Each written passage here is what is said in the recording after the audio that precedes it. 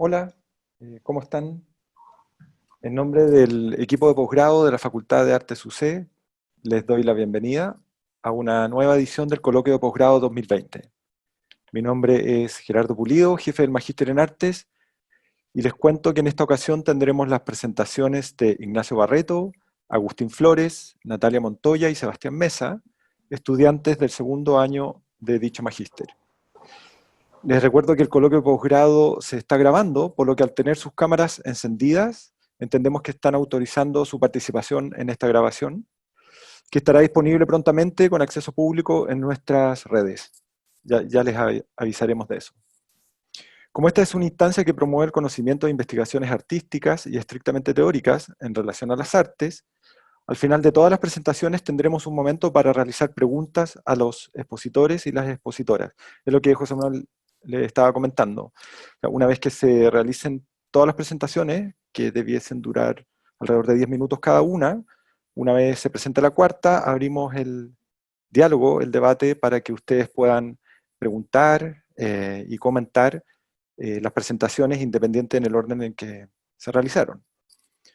Bueno, así que si desean resolver dudas, ustedes pueden pedir la palabra a través del chat.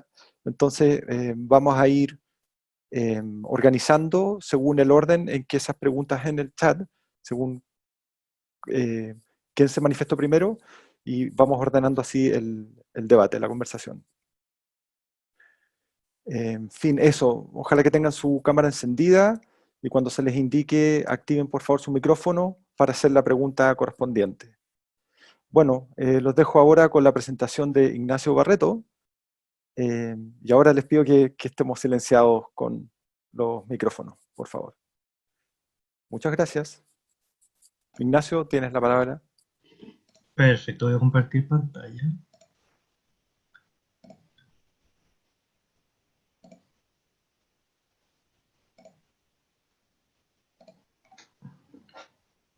Bien, mi proyecto se titula Reelaboración orquestal de homenaje de Manuel Calonge y consiste en la creación de una obra en dos partes, como una especie de dos movimientos. Primero, una orquestación de dicha obra, escrita para piano, y luego una composición que consiste en una reelaboración orquestal de homenaje. El producto musical propuesto presenta orquestación y reelaboración contiguamente en ese orden, con el fin de dar cuenta de la obra base, de la que surge el material original, mediante la orquestación, y de la obra a partir de cuyo material es concebido, mediante la reelaboración.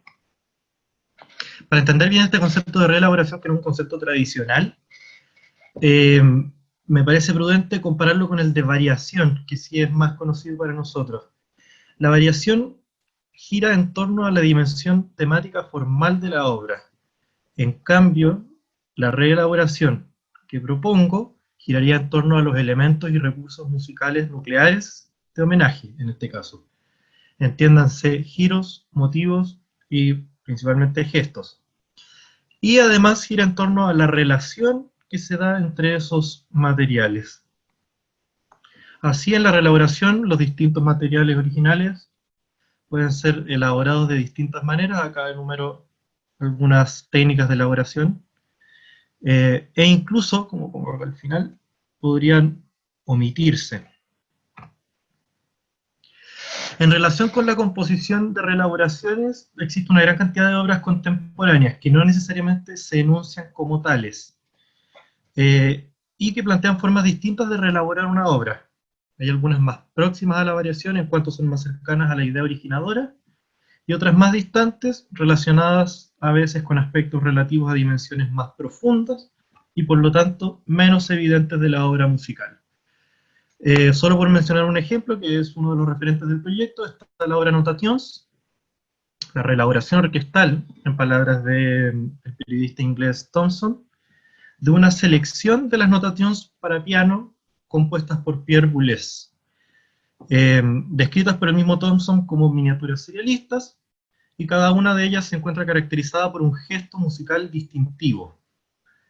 En el caso de las reelaboraciones que él hace años después, cada una es edificada a partir de dichos gestos musicales distintivos, los que además de ser coloreados con los tintes orquestales, son desarrollados en el tiempo. Acá pongo un ejemplo de algunos segmentos breves de la reelaboración que se está llevando a cabo en este proyecto. Me sale que Miguel Farías ha ingresado a la sala de espera. Sigo. Justamente acá tomo, por ejemplo, un gesto que aparece mucho y que considero yo un gesto nuclear de la obra, que es el del acorde repetido, y que justamente aparece en la reelaboración, ya desde el principio, luego de un acorde tutti fortísimo, fortísimo, fortísimo, pero justamente aparece, son distintas las notas, por supuesto que la instrumentación es distinta, se trabaja gestualmente, es decir, se distribuye a lo largo de la orquesta, acá lo vemos en las trompas, acá vuelve a las cuerdas. Acá tenemos otro gesto que es distintivo, un material que es material temático y que a la vez es material gestual, este famoso quintillo, y que nos produce esta especie de ascenso zigzagueante, esta idea de subir y bajar. Eh, Aparece varias veces en homenaje en la obra original, incluso en su concatenación conformando una idea de macro gesto, un gesto de un orden superior que sigue justamente manteniéndose como gesto, sigue esta idea de subir y bajar. Dicho gesto aparece en la reelaboración, a veces en un solo instrumento, por ejemplo en el arpa, por supuesto que que trabajado, con variaciones, y también en otros momentos, compa 33 acá, distribuido en la orquesta. Muestro solamente la sección de cuerdas por un tema de espacio, para que se alcance a ver algo. Así, por ejemplo, con esto, que son las notas distribuidas del mismo material temático, más esto, conformo el mismo gesto, lo mismo ocurre acá, entre estos dos motivos podríamos decir, está la idea del mismo gesto, ascendente y luego levemente descendente, y si yo junto este gesto de acá más el motivo de acá, lo que voy a obtener es la idea del gesto zigzagueante, que de todas formas a nivel macro es un gesto ascendente. Incluso ya en un orden superior, en un segundo nivel, podríamos decir, si yo relaciono ambos gestos acá presentados, voy a tener un gran macro gesto que sigue la misma direccionalidad. Eso solamente para mencionar algunos ejemplos. Ahora, refiriéndome al proyecto en su dimensión investigativa, justamente se plantea que mediante una investigación teórica, es decir, sobre el arte, es posible reconocer los elementos y recursos musicales nucleares de la obra, que son el material a partir del cual surge la reelaboración. Pero para determinar el modo de trabajo a emplear a partir de esos materiales, con el fin de componer la obra, es necesaria la investigación del problema mediante o en la práctica artística compositiva. Por eso es que este proyecto se define, si bien es un proyecto de creación, es un proyecto también en su faceta investigativa, en su dimensión investigativa, un proyecto de práctica como investigación, o de investigación mediante la práctica artística compositiva. Así se plantean algunos aportes esperados a la disciplina mediante el cumplimiento de objetivos. El primero, por supuesto, es la creación misma de la obra, la creación de la composición, conformada en primer lugar por la orquestación, y luego por la reelaboración. Y, en un segundo término, el contribuir a la ampliación del corpus, tanto de compositores como de composiciones, docto contemporáneo chileno, el determinar el modo de trabajo a partir de los materiales de homenaje que permita componer la reelaboración mediante las distintas técnicas de elaboración de dicho material, ya enunciadas, y finalmente, y no menor, dar a conocer el trabajo como compositor de Manuel Calonge. Brevemente sobre algunos aspectos metodológicos, lo que se ha llevado a cabo es paralelamente la comparación de procedimientos efectuados en otras reelaboraciones, las que constituyen referentes del proyecto, y eso comparado con las respectivas obras de las que se originan.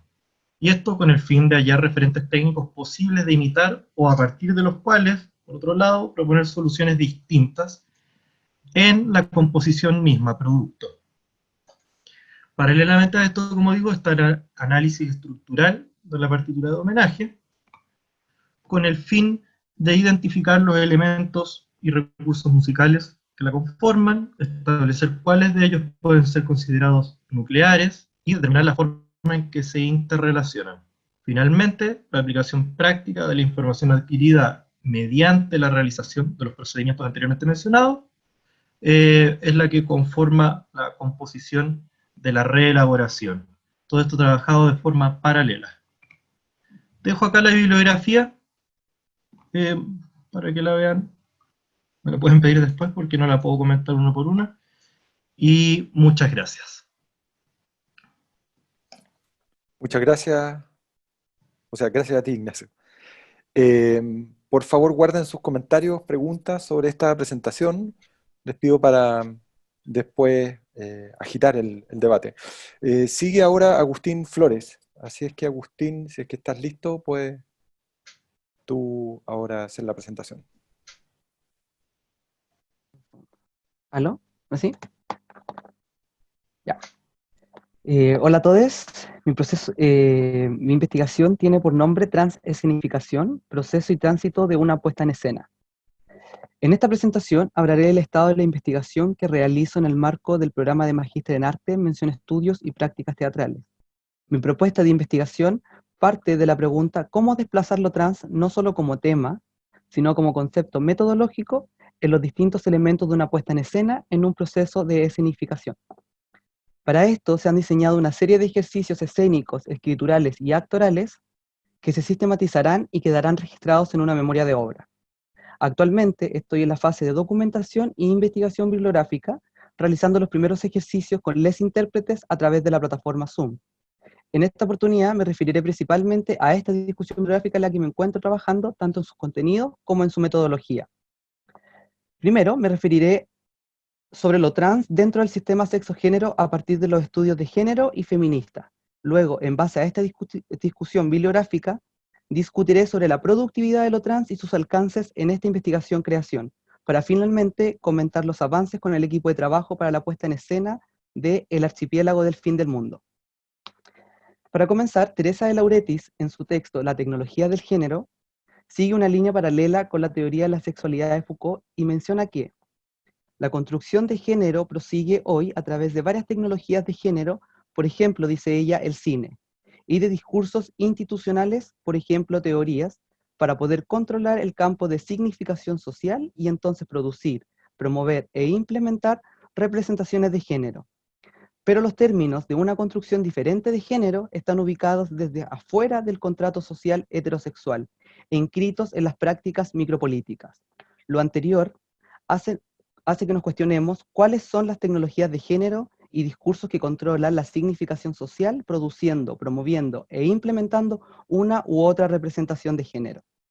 La autora da una posibilidad para romper dichas estructuras, dejando en claro que una construcción de género diferente estaría fuera del contrato social heterosexual, es decir, fuera del binario hombre-mujer, femenino-masculino. Entonces, ¿qué conceptos nos permiten salir de esta estructura heterosexual hegemónica en donde el sexo biológico está determinado por el género? Perdón, al revés, donde el sexo determina el género. Se puede decir entonces que lo trans, o alguien que sea trans, en sí mismo ya escapa del contrato heterosexual, no está determinando el sexo con el género que representa. Para esta investigación se toma lo trans de igual modo que transgénero y transexual.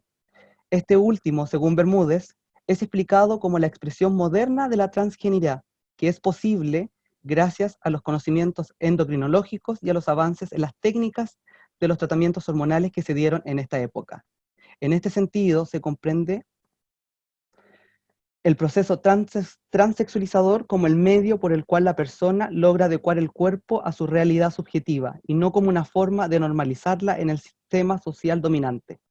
De lo contrario, se cae en el error de simplificar lo complejo del deseo transexual, dice Bermúdez. Lo trans va más allá de solo una operación o ingesta de hormonas, es decir, más allá de los géneros establecidos. Irrumpe, pero no solo como un otro, como un tercero, más bien posibilita la multiplicidad y el tránsito constante entre los géneros. El mismo prefijo trans, y siguiendo con el mismo autor, significa al otro lado, a través de expresiones que nos ubican en la actividad cognitiva y social de cruzar los géneros. Funciona como un paraguas que cubre todas las formas de transgredir los dictámenes genéricos, y asimismo hacer aparecer las distintas posibilidades y subjetividades.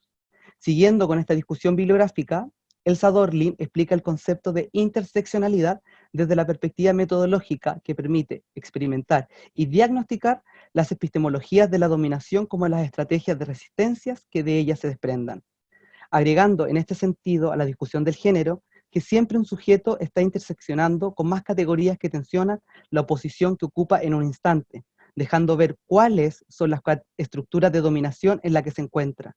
La interseccionalidad también plantea la cuestión del sujeto político. De acuerdo a la autora, este se define por la posición que ocupa en el instante T, en relaciones de poder dinámicas y complejas, más que por una identidad definida de una vez por todas en un sistema cerrado de diferencias.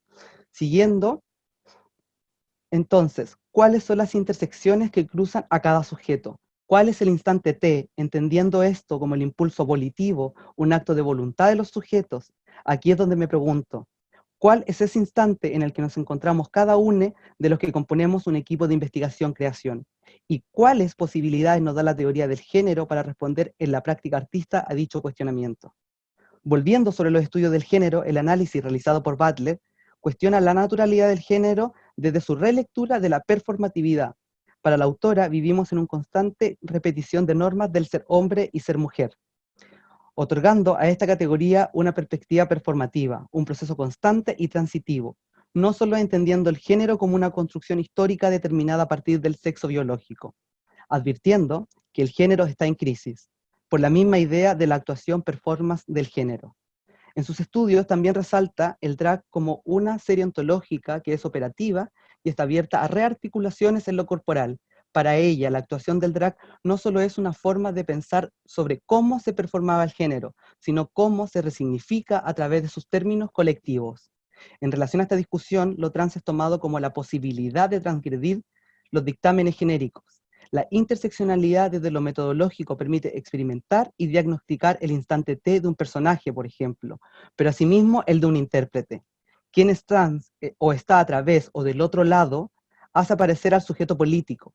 Este es quien entiende cuál es su posición entre las relaciones que intersectan al sujeto. De aquí es que se desprende la propuesta metodológica. Desde una perspectiva en la que se entiende que poner en escena también es hacer dramaturgia, quisiera tomar el concepto de dramaturgia en el campo expandido de José Antonio Sánchez para dar cuenta que este proceso de escenificación no solo aborda una parte de la puesta en escena, por ejemplo, solo la actuación o dramaturgia corporal, también la dramaturgia textual y escénica. La metodología que se propone está orientada a partir de acuerdos que se van tomando entre todos quienes componen el equipo de investigación-creación. Sánchez, refiriéndose a esto, dice que el acuerdo es el otro medio de construcción de realidad, igualmente acentuado en la época moderna. El acuerdo en la forma del contrato social o el acuerdo en la forma negativa de la tolerancia y del respeto al otro. Tradicionalmente, el relato ha servido para construir la realidad ideológica. El acuerdo ha servido para construir una realidad pragmática. Ambas categorías están muy presentes en las prácticas escénicas. En este sentido, la metodología que he desarrollado está mediada por acuerdo entre todos, al igual que la toma de decisiones, para luego crear ejercicios escénicos que complejicen los mismos acuerdos tensionados por los relatos, teorías y tecnologías. Si el acuerdo nos lleva a la práctica, el relato a la construcción ideológica, lo trans entonces permite complejizar a partir de la multiplicidad de relatos y tránsitos entre ellos, desde lo personal a lo colectivo y viceversa. Quisiera retomar y precisar sobre los estudios realizados por Butler para mencionar la performatividad del género tiene indeterminadas formas de ser. Lo queer, donde estarían todas las representaciones, identidades y subjetividades fuera de la normatividad heterosexual binaria. Lo trans, entonces, se podría inscribir dentro de lo queer, asimismo el drag.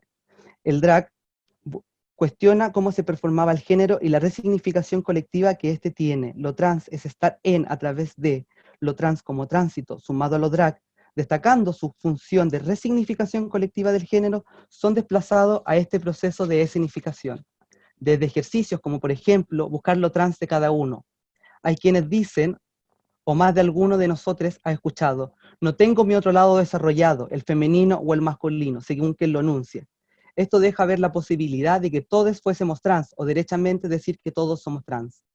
Retomando lo queer, quisiera señalar una investigación sobre las resignificaciones de lo queer en América Latina, donde los autores de esta investigación mencionan que en la región lo queer va más allá de los temas de sexualidad y género.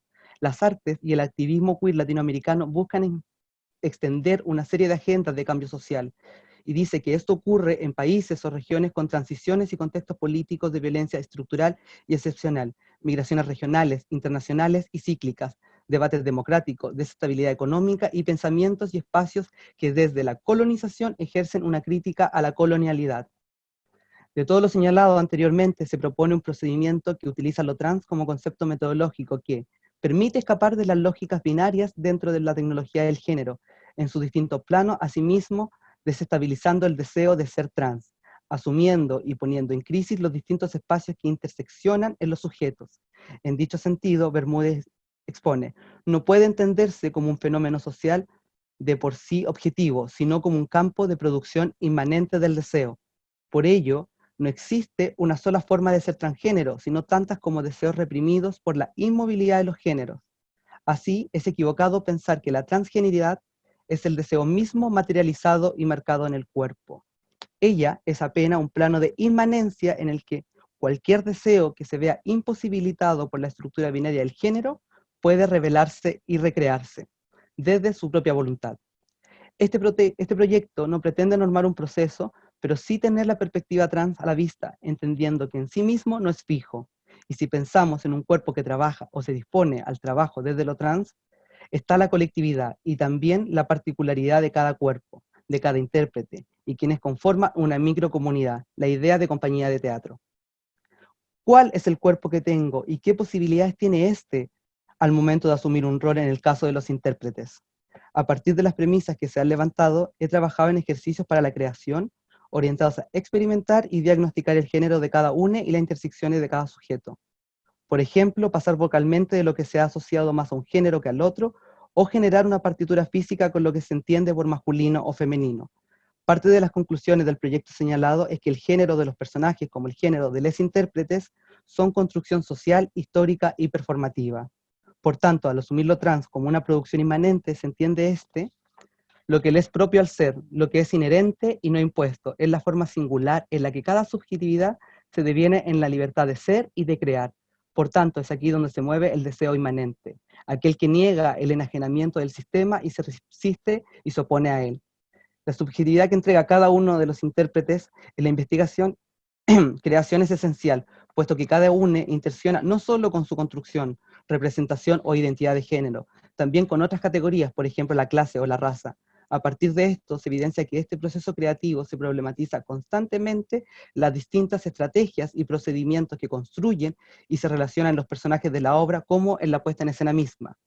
Para finalizar, quisiera mencionar que a raíz de la situación sanitaria que nos encontramos, hemos tenido que aplazar la práctica escénica para una vez que podamos reunirnos. Sin embargo, hemos avanzado en la dramaturgia textual del archipiélago del fin del mundo, nombre que le hemos dado a la obra que resulte de este proceso de investigación. En esta oportunidad estamos trabajando con la infancia de cada uno de los integrantes del equipo, desde testimonios y documentos que han hecho emerger textualidades, y también referencias externas para ir transitando a qué niño queremos construir, qué intersecciones se cruzan entre quien interpreta o diseña con el ser niñe, cuáles tecnologías permiten tanto representar como autorrepresentar el género que tienen en específico. Muchas gracias. Gracias, muchas gracias, Agustín. Acuérdense de reservar sus preguntas, comentarios para un momento más. Faltan dos presentaciones, la de Natalia y Sebastián. Natalia Montoya viene ahora, así es que te doy la palabra, Natalia.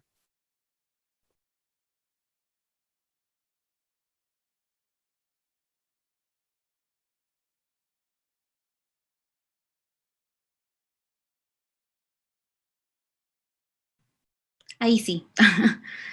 Gracias, Gerardo, por la presentación.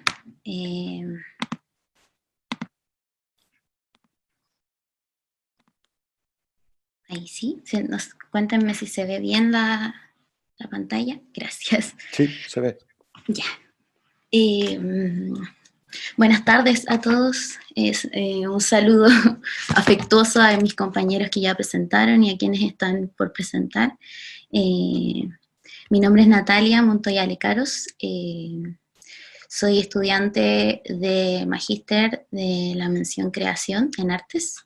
Y a continuación les voy a presentar el estado de avance de mi investigación, que se titula Cinciña, búsqueda entre la chusca. Es importante mencionar que dentro de mi investigación en la licenciatura de Artes Visuales ha ido apuntando a una búsqueda entre la raíz y la autobiografía, la cual se continúa hasta esta investigación actual. Para poder hacer una contextualización respecto a la investigación, les voy a leer un pequeño texto acerca de memorias y sensibilidades respecto del proyecto. Es julio y en La Pampa la chusca en mis zapatos me avisa que vamos llegando. Todos los años olvido la dirección y repito mientras sostengo 5 bolsos al mismo tiempo. Calle Tarapacá 837, Tarapacá 837. Se ventila la casa, se ordenan los matuteros, hay que ahuyentar a las arañas. Camino a la feria de la Cruz del Calvario, veo unos bailarines en dirección a la explanada, vestidos con trajes muy similares a los mariachis mexicanos. Traje negro de 2 piezas, adornos dorados, faldas largas hasta el suelo y que en el ruedo tienen cintas. Veo trenzas y flores en el pelo. Al mismo tiempo veo un grupo de bailarines pieles rojas parados con sus plumas hechas de lata de cerveza, pintados con esmalte brillante que refleja los rayos del sol. La sensación que me queda es la de Cinciña, como cuando intento ver el sol y arrugo la piel de la nariz. La piel que también arruga a los perros cuando gruñen. Bueno, ahí podrás encontrarlo. Camino al templo antiguo girando hacia la izquierda, donde la nube de chusca ya no te deja ver. Justo en ese espacio donde el azul se convierte en tierra, estaré. Bueno, es a partir de este texto que me gustaría empezar a explicar parte de los ejes que conviven en esta investigación. Como mencioné a modo simbólico en este texto, el primer eje estaría situado en el espacio de la tirana, luego estaría el espacio de la memoria y la autobiografía, seguido a esto estaría la interacción y el trabajo con materiales, un eje muy importante en esta investigación, y los procedimientos que están en función a estos materiales. También para poder entender el proceso de investigación es necesario entender el espectro de la palabra y el sentido de la tirana, ya que si bien se entiende desde múltiples dimensiones como el espacio geográfico, como el pueblo, con la gente que lo habita, y también una parte relevante que es lo que todos conocimos que es la fiesta de la tirana, aquí se ha hecho una selección específica para trabajar con ciertos aspectos y que se ha centrado en uno de los bailes, que es los bailes de pieles rojas, que es una representación a partir del territorio de los indios que están en Norteamérica, indios norteamericanos.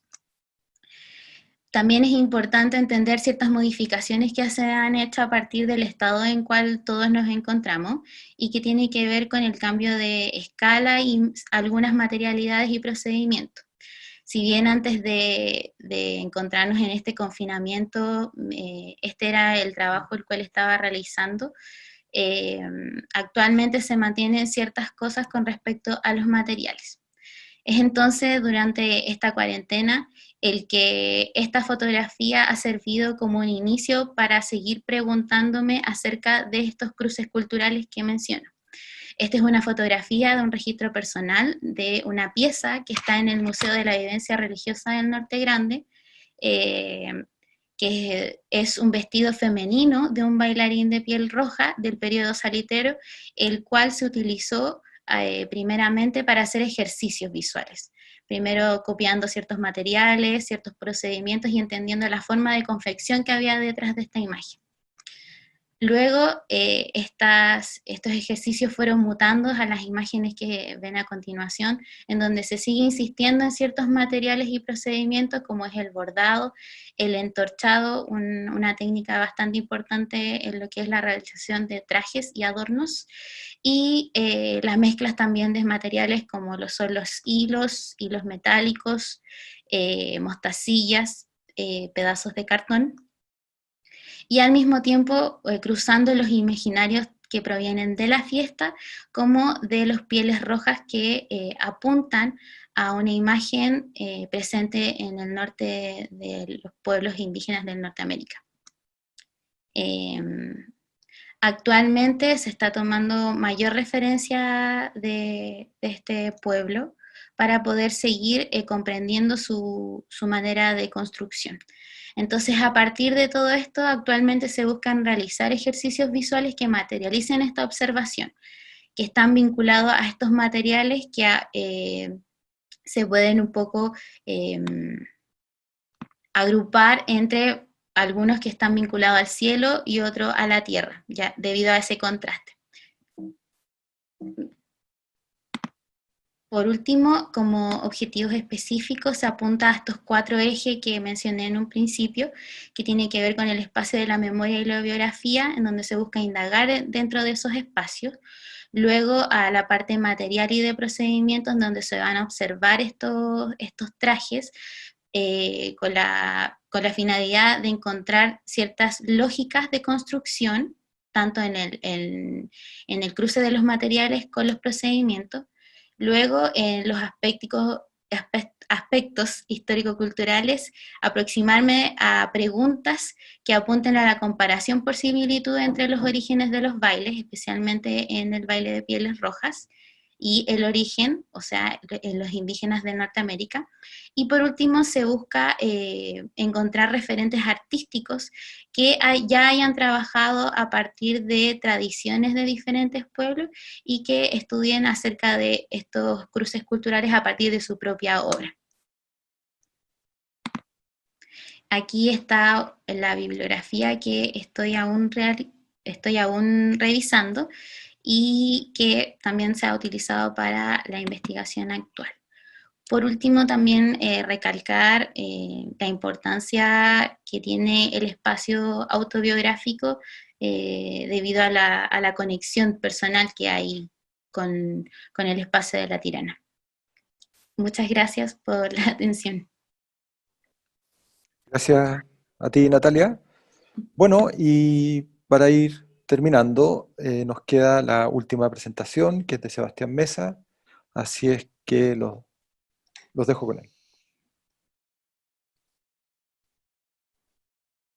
Sebastián, ¿estás por ahí? Sí, hola. ¿Me escucha? Sí. Sí, se escucha.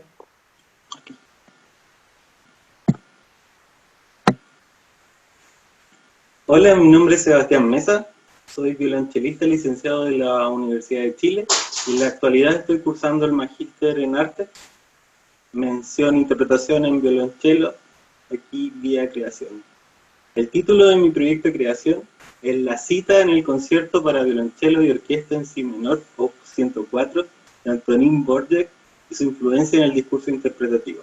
En esta presentación les expondré los objetivos, lo que he investigado, el objeto de estudio y para finalizar lo que me falta por trabajar. Aquí pueden observar algunos de los objetivos, indagar sobre la influencia y relevancia de la cita de la canción Las Mihalain en el discurso interpretativo del concierto para violonchelo de Antonín Dvořák. Explorar las decisiones musicales, técnicas y estilísticas que podrían reflejar la significancia de la cita en una interpretación del concierto, constatar el proceso de creación de mi propio discurso musical del concierto, considerando la carga histórica y significativa de la cita. No está de más decir que este estudio contribuirá a la creación de mi propia interpretación de la obra, que será presentada en el recital de título al finalizar el programa de Magíster. Bueno, les presento a Antonín Dvořák. Es un compositor romántico nacido en Bohemia. Es conocido principalmente por su marcado nacionalismo checo representado su música, que rescata elementos musicales de la tradición musical checa. También es conocido por su novena sinfonía del Nuevo Mundo, obra que compuso en su estancia en Nueva York, mientras se encontraba cumpliendo la función de director del Conservatorio Nacional. Es en este mismo periodo cuando Dvořák comienza a componer su concierto para violonchelo el 18 de noviembre de 1894, pocos meses antes de que éste terminara sus funciones como director y regresara a Praga. El concierto consta de 3 movimientos que se apegan a la tradición clásico-romántica, ocupando la forma sonata. Primer movimiento, allegro; segundo movimiento, adagio non troppo; y el tercer movimiento, allegro moderato, que es un rondó. Luego de su estreno en Londres, el 19 de marzo de 1896, el concierto adquirió rápidamente fama hasta llegar al estatus de hoy en día como una obra canónica en el repertorio para violonchelo. Ha sido interpretada por un sinfín de violonchelistas y es posible hallarla en los programas de estudio de los conservatorios más importantes del mundo. Es en este concierto en donde Dvořák cita su propia canción, Las mich allein, que es parte de un ciclo de 4 canciones de amor. La cita en 2 ocasiones en el concierto, en el segundo movimiento en una sección central en sol menor y en la coda del tercer movimiento final. Vamos a escuchar un extracto de la canción. A la derecha está una traducción del alemán.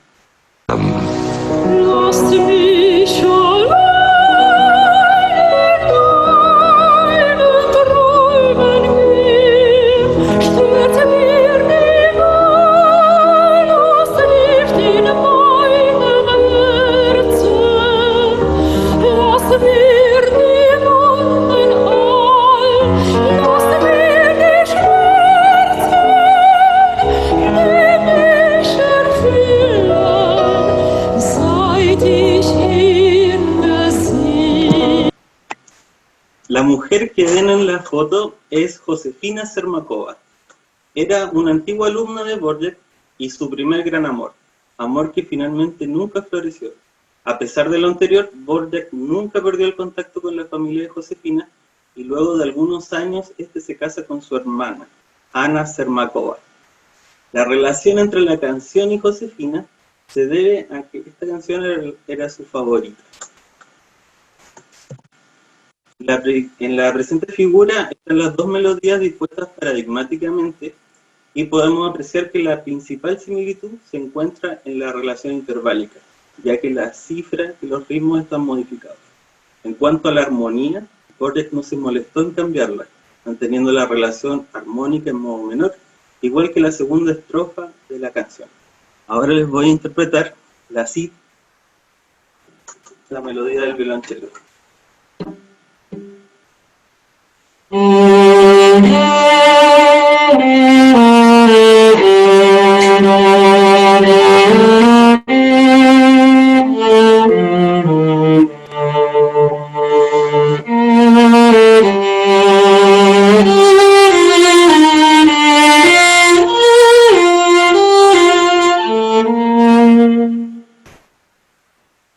La explicación de esta decisión de Dvořák de trabajar con la canción se atribuye a que en pleno proceso de creación de esta obra, él recibe una carta de Josefina en donde se expresa su delicado estado de salud que la mantenía enferma en cama postrada.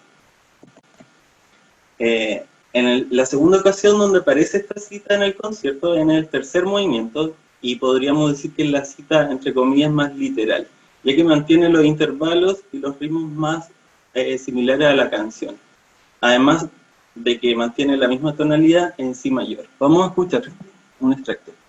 En esta ocasión el violín primero solista toca la melodía.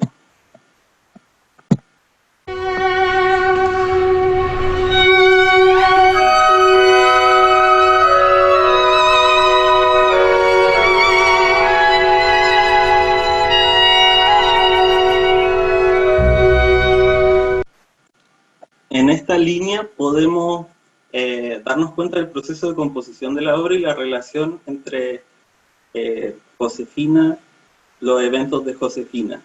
Borges termina la obra el 9 de febrero de 1895, mientras aún se encontraba en Nueva York. Pero ya estando de vuelta en Praga y luego de la muerte de Josefina el 27 de mayo del mismo año, este decide cambiar gran parte del final del tercer movimiento, insertando la cita que acabamos de ver. Finalmente, Borges termina esta reelaboración del concierto el 11 de junio del mismo año.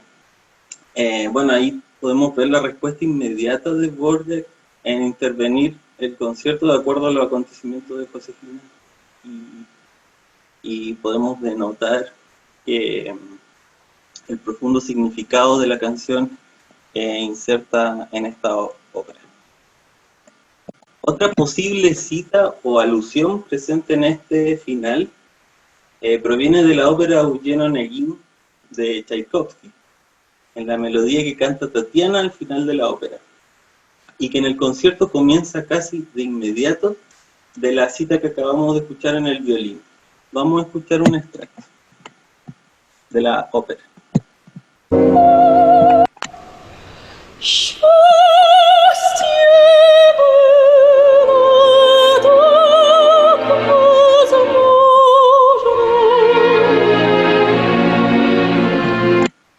Ahora les voy a interpretar las posibles citas en el tercer movimiento.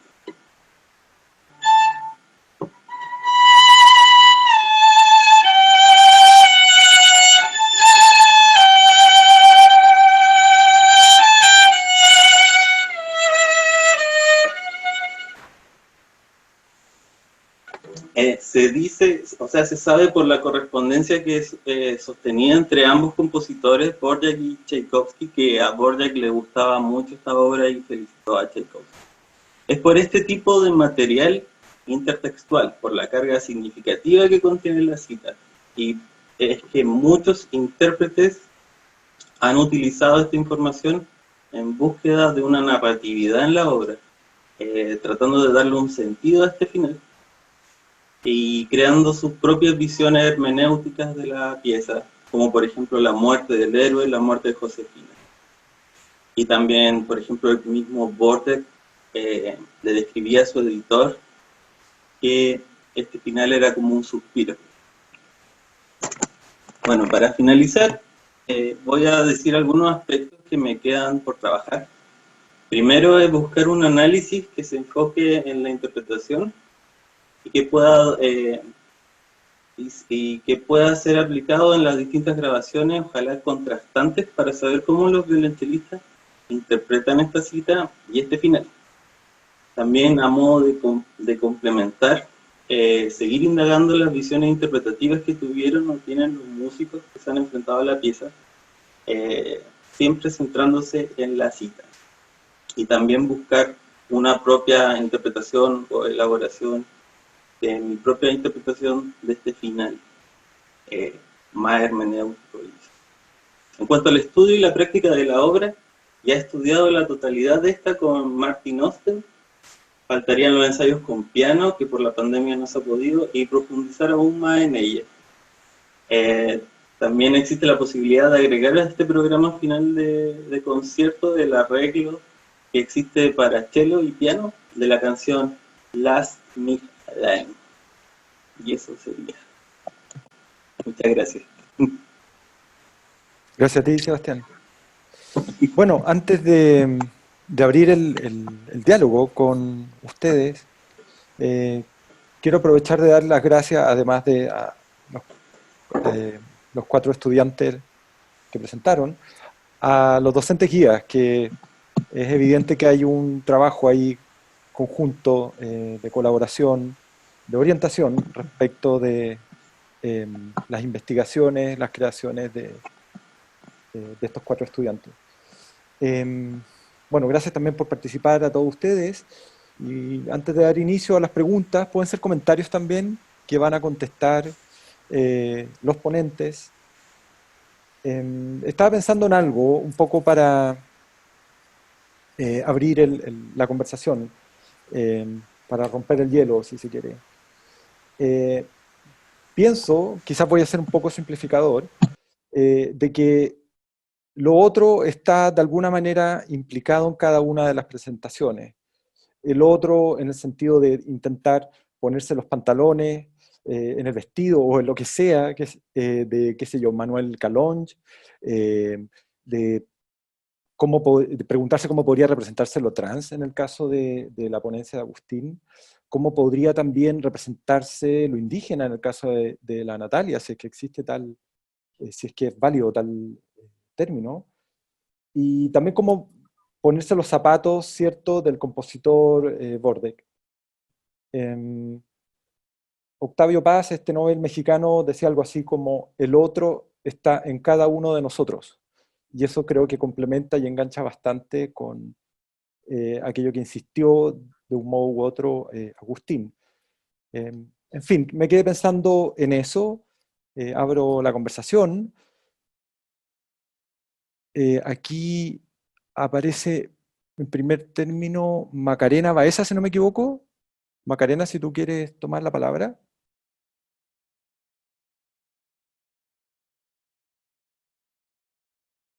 O Hola, Macarena, ¿sí? no quiero partir yo. ¿No quieres partir tú? Ah, es que te viene el chat. Sí, es que estoy sin cámara porque mi internet se cae cada rato, entonces... Ajá. ¿Segura que no quieres partir tú? No. Ok. Macarena Robledo, por su parte, felicita a todos los estudiantes, que lo hicieron súper. Quizás Macarena pudiese comentar o preguntar algo. Pía Gutiérrez está pidiendo la palabra. Sí, hola, quería partir felicitando también las intervenciones y también como la capacidad de adaptarse a este formato, que me parece súper interesante, nos permite dialogar también y ver los distintos trabajos. Entonces, me llama mucho la atención y quizá en eso me gustaría hacer una pregunta más general sobre estas problemáticas también que ha traído el contexto en trabajos como esta idea de lo trans que estaba hablando tanto Agustín o el trabajo que Natalia tuvo que adaptar, como yo le decía, lo de los formatos, o finalmente también Sebastián, que me parece súper interesante su trabajo desde la cita a este trabajo individual, etcétera. Entonces, quizá podrían hacer una pequeña reflexión como para abrir también, sobre las adaptaciones que han tenido sus proyectos y las reflexiones que les han producido a sus proyectos este contexto particular, ¿no? Y como ahí también entendemos que el arte, aunque no lo queramos, está siempre vinculado al contexto también, nuestras prácticas.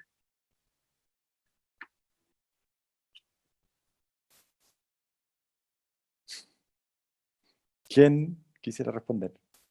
Sebastián, Natalia, A ver si comienzo yo. Agustín. Bueno, bueno, el teatro de por sí, o al menos el teatro que trabajo con el equipo en la compañía en la cual dirijo y escribo, de por sí el hecho de trabajar colectivamente, que también hemos tenido que no trabajar como colectivamente en ese espacio en el espacio del ensayo, por ejemplo. Entonces, la idea del ensayo ya empieza a modificarse también a partir de este mismo contexto, como que podríamos llamarlo también un contexto súper trans. Estamos en una transición también de los conceptos, de las teorías, la epistemología, lo válido, qué es real, qué no es real. La distopía un poco, podríamos decir que quedó un poco chica también. Entonces, estamos en un momento en el que también se están construyendo nuevos relatos a partir de esto. Y en ese mismo sentido, como adaptarse a este sistema virtual tiene sus pros y sus contras, como por ejemplo Zoom, lo bueno de Zoom es que uno puede, por ejemplo, grabar todas las sesiones y después, no sé, transcribir y poder hacer un análisis de resultados mucho más con el material ahí, pero también se pierde la idea del ensayo en el espacio en donde se encuentran todos, ese espacio como más performático, en el que, por ejemplo, cuando estamos trabajando algún ejercicio, alguien le resultó o le apareció algo, la idea, por ejemplo, del contagio, de que los compañeros empiezan a contaminarse de lo que apareció, Eso, por ejemplo, es mucho más lento en un proceso colectivo. Y desde ahí entonces que nosotros hemos reformulado también como las reuniones mucho más cortas para tener atención también en el momento de trabajar, variar también las posibilidades, preguntarse también cómo este mismo soporte del Zoom permite transitar también entre distintos lenguajes, como la medialidad que tiene la virtualidad.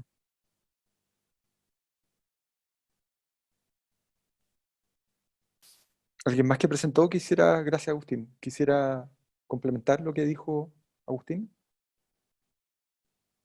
Ignacio, Sebastián, Natalia. A mí me gustaría quizás como reflexionar en torno a lo que dijo Pía. Bueno, en el caso del trabajo de taller, el taller se vuelve todo, como que estar en este confinamiento y en el espacio obliga a que las formas de producir o de trabajar cambien y específicamente en el proyecto de investigación la escala y también la forma de disponer ciertos elementos ya sea en una sala expositiva, se vuelve como en el espacio íntimo en donde se está trabajando. Entonces, es igual ha sido como interesante revisarlo, no solo como en términos materiales, sino como la obra se va también como nutriendo de ese espacio. Yo creo que aún es complejo poder dimensionarlo, para mí ha sido como difícil, pero en el proceso yo creo que con la distancia se va como entender esa repercusión directa que significa lo que estamos pasando. Pero totalmente hay como un antes y un después de cómo las cosas suceden. ¿Alguien más? Sebastián, Ignacio. ¿Sí, Sebastián? Bueno, yo también quería ir como más o menos por el lado de Agustín, en el sentido práctico de lo que es lo práctico, el trabajo práctico de un intérprete. Hay profesores que dicen que el trabajo de un intérprete es 90% artesanía y 90% artista. En este contexto de pandemia, como que uno tiene mucho tiempo para dedicarse a trabajar pasajes técnicos, pero falta mucho de lo compartir por ejemplo, con el pianista, y eso falta como el contacto más social. Y bueno, eso también ha moldeado un poco mi investigación, como que podría decir todos los pasajes del violonchelo, pero creo que me faltan algunos del piano y de la orquesta, más que nada. Creo que eso quería complementarlo. Gracias. Gracias. Hay una pregunta de Diego Castro, o comentario que está ahí esperando. No sé, creo que Ana estaba antes, pero quiere... Ah, no la vi. ¿A Ana Sedano? ¿Ok? ¿Podemos ir? Estaba ella antes, así que mejor... Ok, primero en la fila. Ana, tú que estás primero en la fila.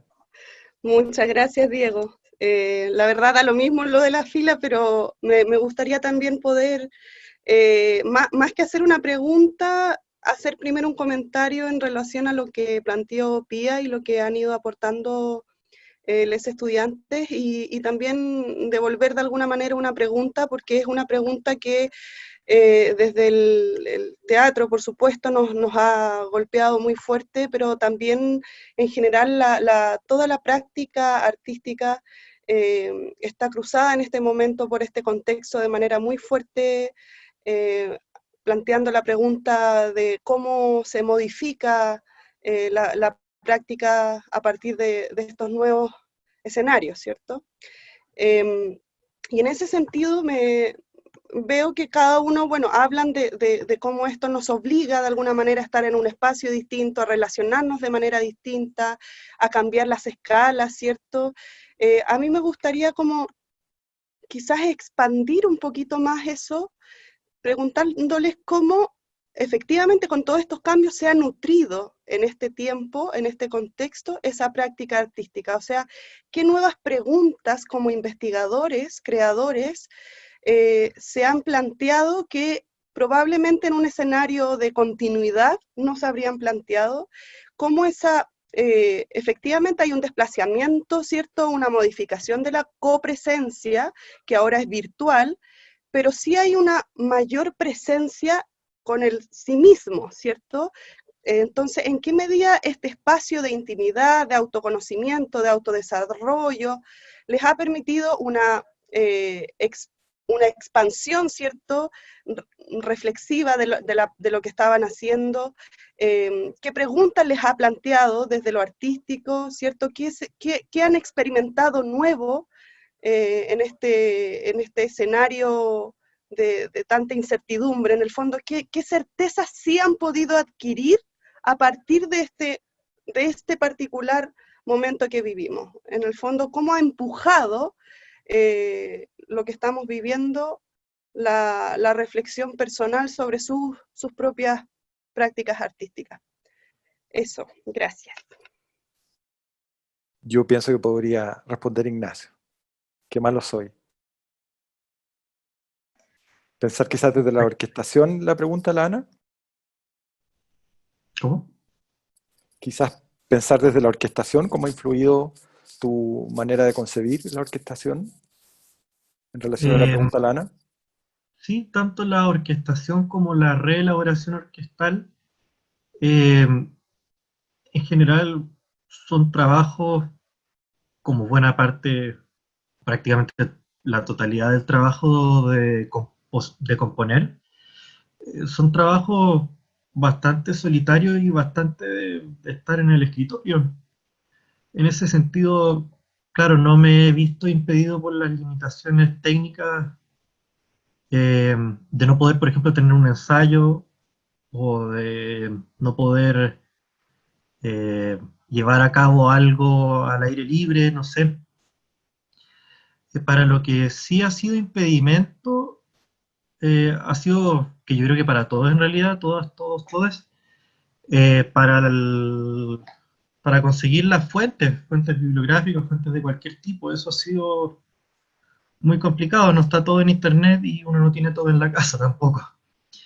Y respecto si por lo mismo, por la forma en que puede haber o no influido en mi percepción, perdón, en mi trabajo en torno a la orquestación y a la reelaboración orquestal, que no es mayor, no es significante para mí, tampoco ha afectado a mi percepción de la orquestación o de la reelaboración. Distinto sería si yo fuera un director de orquesta y eso lo tuviera que llevar a cabo, y efectivamente yo creo que, de hecho, me da un poco de pena porque por ahora las orquestas parece que no existen mucho. Se han hecho cosas virtuales y todo, pero por razones obvias es difícil juntar a 80 músicos en una misma sala. Entonces, claro, en ese sentido sí hay un problema en la puesta en práctica de la obra, en la puesta en escena. En la construcción de la puesta en escena, no, creo que no. Gracias, Ignacio. Gracias, Ignacio. Sí, lo siento, que quería volver porque lo planteo no desde cómo esto ha impedido, que sabemos que ha obstaculizado muchos procesos, sino todo lo contrario, cómo esto ha posibilitado otros procesos que no se habrían abierto de otra manera. O sea, porque en general, por ejemplo, nosotros echamos de menos la práctica y lo que podemos decir es, bueno, me he dedicado más a hacer un trabajo teórico, por ejemplo, en teatro. Pero desde mi punto de vista, no necesariamente debe ser así. O sea, también el trabajo práctico se podría nutrir a partir de una circunstancia como esta. Entonces, de pronto, Natalia, Agustín, me gustaría que pudieran también complementar desde su experiencia más como con sus trabajos cercanos, digamos, a esta atención con lo práctico. Yo creo que en ese sentido, yo más que tener como una respuesta o algo como algún asidero, como decir, ya esto es, yo creo que aparecen muchas más preguntas, por ejemplo, muchas más preguntas de qué pasaría si la situación sanitaria no cambia y tendríamos que realizar este trabajo a partir de la virtualidad. Entonces, en ese sentido, claro, uno podría pensar, no sé, cómo trabajar lo sonoro y potenciar lo sonoro y hacerse la pregunta constantemente de lo sonoro, que es algo que de pronto en la práctica escénica o al poner en escena no ponemos tanta atención. Entonces creo que este formato también posibilita eso y también posibilita la misma pantalla. Por ejemplo, cómo ocupar también este formato si es que no llega a cambiar la situación. Creo que en ese sentido, más que tener alguna donde afirmarse, yo creo que abre muchas más preguntas. Tanto hoy día mismo se está preguntando la copresencia, como que era algo que es muy particular del teatro, que el otro que está ahí, el convivio, como lo mencionan algunos. Entonces, cómo eso también en este periodo o en este contexto también se difumina, no sabemos cómo opera la copresencia, cómo es esa receptividad, cómo es ese espacio liminal que se genera constantemente entre el público y el actor o el intérprete. Creo que ahí aparecen muchas más preguntas para poder también, y ahí es donde también se instala también esta investigación sobre lo trans, como cómo también lo trans y tecnologías, como este soporte como una tecnología, como también se cruza con el teatro. Entonces creo que ahí abre la posibilidad también a nuevos formatos y a entender también y pensar la copresencia desde otra forma.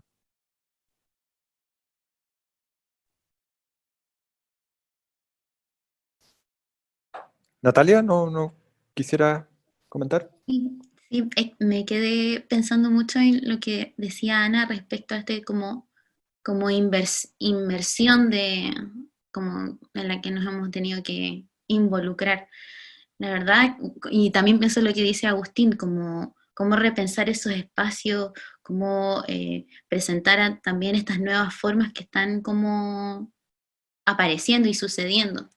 Yo tampoco creo tener alguna respuesta a eso, pero sí lo que puedo como comentar es que este contexto ha hecho que se vuelva como el espacio de la memoria, que se revisen también en ciertos archivos, como por ejemplo el que les mostré de este archivo de la fotografía del vestido de mujer del baile piel roja, volver a ese espacio como del álbum familiar también, cómo reconectarnos con eso sin estar compartiendo un espacio con un otro, en donde también existe ese diálogo. Entonces ese ejercicio quizás ha podido, por lo menos en mi trabajo, despejar un poco más la pregunta quizás medular, porque hay un cambio, hay una diferencia entre el trabajo expuesto en la sala blanco de la universidad versus estos pequeños bordados que están hechos en la intimidad de mi hogar. Entonces, ese cambio es como importante. No sé cuál podría ser una respuesta, pero sí son como algunas luces que puedo denunciar. Gracias.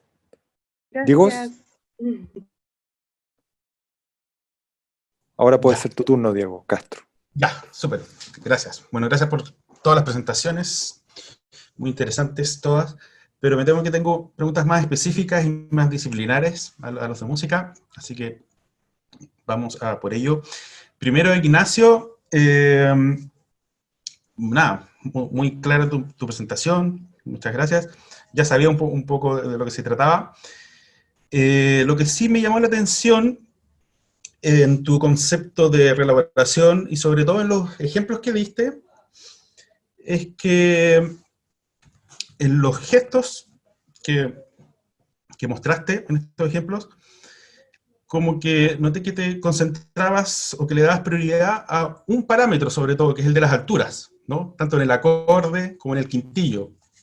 Entonces mi pregunta es a cómo operas tú en tu uso de la reelaboración respecto a los otros parámetros, porque generalmente, bueno, las alturas y el ritmo son como los parámetros musicales que son más tradicionales y de alguna manera jerárquicos, pero también me llama la atención cómo trabaja, no sé, el timbre, color, etcétera, en relación a la pieza original de piano, ¿no? Que obviamente estás trabajando en una orquestación amplia donde las posibilidades, sobre todo de color, son mucho más amplias. Entonces, saber eso es realmente solamente creatividad tuya, lo hace, digamos, por capricho o no, o cómo ocupas, digamos, la fuente de esta pieza de piano solo para trabajar la totalidad de los parámetros musicales. Sí, perfecto. Espérame un momento. Ahí sí. Claro, efectivamente las alturas es el parámetro que tengo en mayor consideración, eso es real, y que también parece ser el que más tiene importancia en la misma hora de Calonge. Pero estoy buscando, ¿puedo compartir pantalla?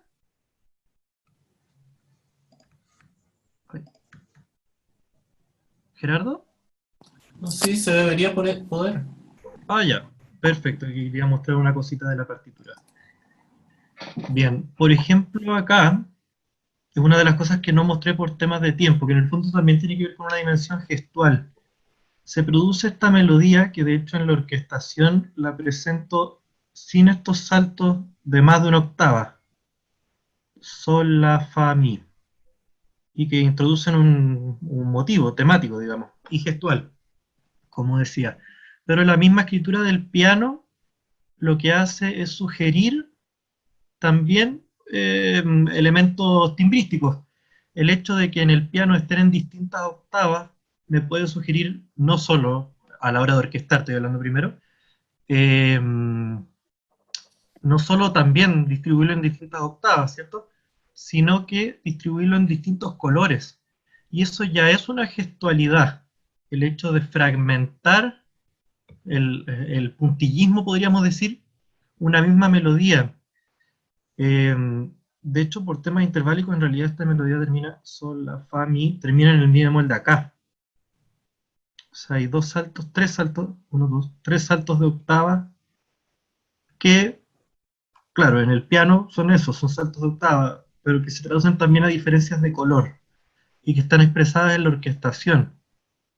A partir de eso, se ocupa también esta idea puntillista de separar un breve motivo central, de separarlo, perdón, ahí está, de separarlo en colores distintos, aparece también en la reelaboración, acá por ejemplo, donde tenemos, bueno, está transpuesto por si acaso, tenemos nuestro fagot, donde el semitono siguiente lo hace un clarinete en la misma octava.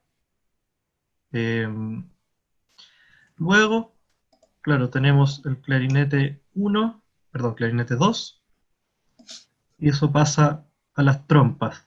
Solo por poner un ejemplo, esto después pasa a flautas, oboe y cuerdas. Voy a cerrar acá. Esa es una forma en la que se ha trabajado en términos del parámetro tipo. Color, eso, sí, eso no sé si... Sí, no, sí, eso, o sea, por lo menos responde, claro, parcialmente la pregunta, pero claro, sobre todo me llama la atención que sobre todo el aspecto rítmico, que es como tan importante en esos ejemplos particulares que viste, no estaba presente, pero obviamente me imagino que hay mucha más obra, digamos, donde puedes desarrollar esos aspectos. Bueno, lo otro también conectando como con las preguntas anteriores acerca de la contingencia sanitaria, la presencialidad y todo, igual tú ves alguna posibilidad concreta de que esta obra se toque alguna vez, ya sea en formato original, o considerarías hacer tal vez algún formato más reducido de cámara, haciéndolo tal vez más posible? Sí, sí lo consideraría. Mi ideal, mi sueño de infancia sería, sueño desde siempre sería que fuera, por supuesto, con una orquesta, pero sí, veo la posibilidad de hacer una reducción de esto. Y sí, como tú decías, queda mucha obra por componer todavía.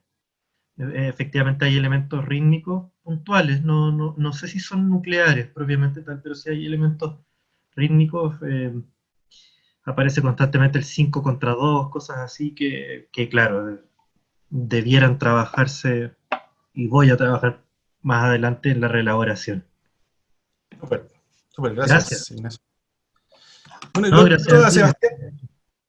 a Sebastián le quería preguntar que básicamente, bueno, gracias, muy interesante, digamos, toda esta historia casi teleserie que hay en cuanto a las citas y todo en este concierto de Dvorak, pero como que todavía no alcanzo a vislumbrar cómo realmente, y que está como el núcleo de tu propuesta, cómo realmente la presencia de estas citas y de estos materiales puede influir en cómo le vas a dar forma, cómo vas a tomar decisiones interpretativas finalmente en la obra. Y que de eso me parece que no llegaste a tocar, o a sugerir un poquito como por dónde puede ir. Entonces, no sé si ya, obviamente tú ya mencionaste que ya te estudiaste, digamos, tu parte, y lo revisaste con tu profesor, etcétera. Pero ¿por dónde crees que va a ir el real impacto de estudiar estas relaciones y todas estas narratividades en tu versión de la obra? Sí, es interesante la pregunta porque, bueno, no he mencionado posibles rutas que hay que permite este concierto también. Lo que sí es una certeza es que voy a sí o sí analizar la interpretación de la obra. Ahora existen hasta Perdón, las grabaciones o cosas así, las ¿no? grabaciones, claro. Porque hay, ¿Sí? claro, hay un corpus grande, porque no sé, más o menos cada chelista conocido o no tan conocido lo ha grabado incluso varias veces, no sé. Claro, sí. De hecho, hay un aspecto muy interesante. Por ejemplo, Yo-Yoma es uno de los pocos chelistas que ha grabado este concierto 5 veces. Entonces, trazar una columna de cómo su modificación a través del tiempo ha modificado también es muy interesante. Otro dato que también es muy interesante es que en una comparación del tiempo de las grabaciones, desde la primera de Pablo Casals en 1937 hasta, por ejemplo, Rostropovich antes de en 1977, hay 8 minutos de diferencia. Pablo Casals la tocaba en 35 minutos y Rostropovich le agrega casi 8 minutos más. O sea, la pieza con 43 minutos casi se expande mucho. Y bueno, ahí también relacionándolo con la pandemia y este encierro me ha hecho reflexionar en qué parámetros también un músico puede reflejar la cita. Por ejemplo, quizá hice una lista la otra vez que podría ser rubato, vibrato y una serie de, de técnicas. Eso, creo que perdí el hilo, pero creo que por ahí va más o menos el Claro, tema. pero en todo caso, una pregunta, volviendo a lo mismo, de cómo lo vas a aplicar esto realmente, porque igual las citas, bueno, afectan ciertas partes del concierto, ¿no? Entonces, obviamente, esto va a influir en cómo tú moldeas y interpretas esos fragmentos, no el concierto completo necesariamente, ¿o sí? Ah, es que ahí me acordé de lo que iba a tratar.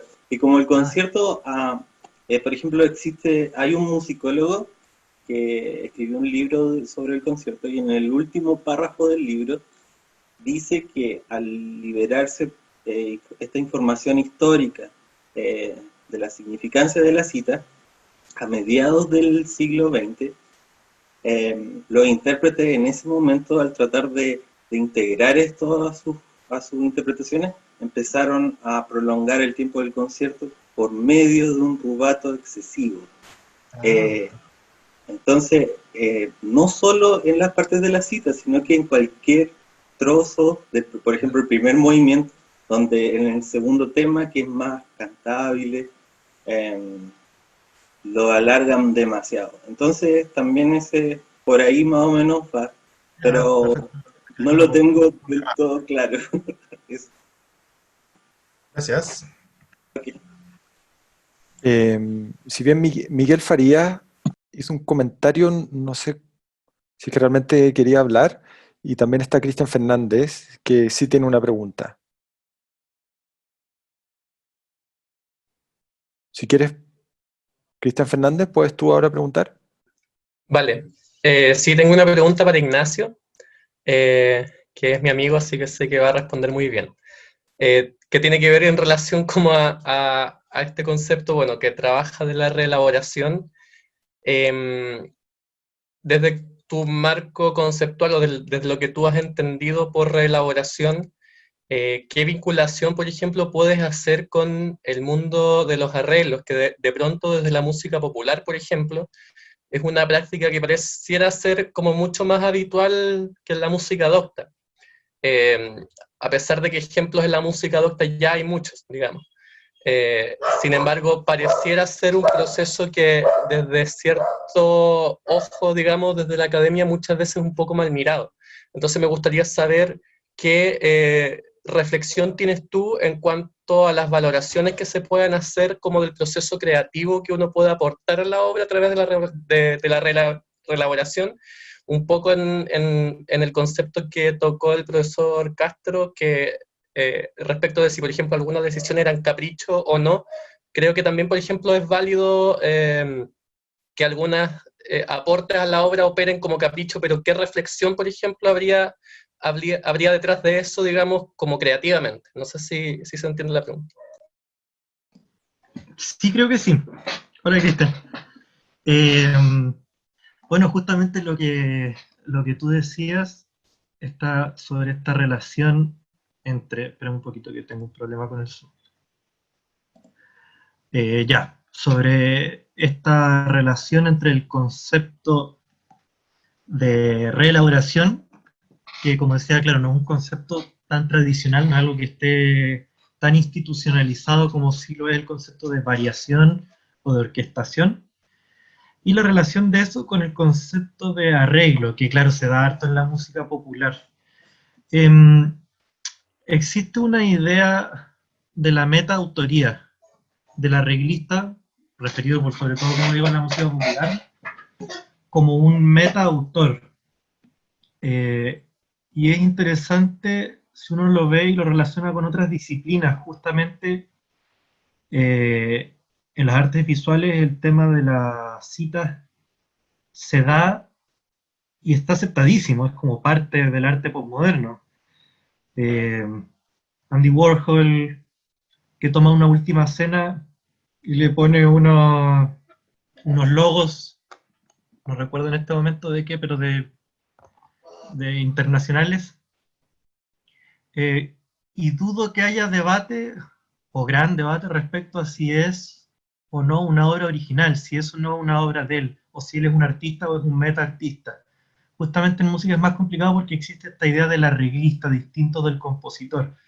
Ahora la mayoría de los arreglistas son compositores. Podríamos partir por eso. Y segundo, sí, justamente ese tema es el que me hizo cambiar un poco el formulario inicial del proyecto, en el que se planteaba primero una orquestación propiamente tal, hacia la idea de la reelaboración, donde en el fondo, claro, lo que hago es tomar materiales, entendiendo materiales como gestos, motivos, giros, de una obra que no es mía, materiales que, comillas, yo no inventé, si es que alguien alguna vez inventa materiales, y trabajarlos de una manera similar a cómo lo hubiera trabajado quizás Calonge en su obra. Pero en ese sentido, claro, el trabajo de los materiales es de autoría propia. En ese sentido, claro, siento que está el aporte al mundo de la composición propiamente tal. Y eso también es interesante de tomarlo en relación al concepto de composición que existe en otras disciplinas artísticas, que más allá de los elementos presentes se habla de la distribución, de la relación de esos elementos. Más allá de si ocupo o no el mismo giro, si ocupo o no el mismo gesto, la forma en que ellos están articulados define a la obra. Y es lo que define el concepto mismo de estructura. De hecho, por ahí tengo un apunte de eso.